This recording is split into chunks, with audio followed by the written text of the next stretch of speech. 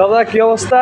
এই তো দাদা, কি অবস্থা? দাদা আলহামদুলিল্লাহ দাদা ভালো। দাদা বিদেশ আইসা কি অবস্থা, কেমন দিনকাল চলতেছে, কি পাইলেন বিদেশ আইসা বলেন? আর পাইলাম কি, সবই তো গেল। কি গেল দাদা? সব গেছে।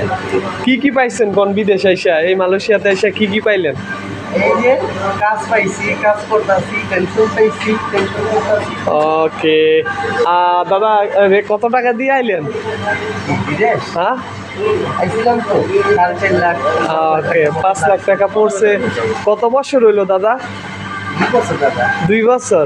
কত টাকা ঋণ ভাঙছেন, কত টাকা আছে দাদা? ঋণ এখনো ওরকম পর্যায়ে আছে। আর এই 5 লাখ টাকা দিয়া আইসি বিদেশে, এই 5 লাখ টাকা দিয়া বিদেশ আইনি, পেনশন দিয়েছিল। ওকে ঠিক আছে দাদা, ভালো থাকেন, কাজকর্ম করেন দাদা। ওকে ঠিক আছে।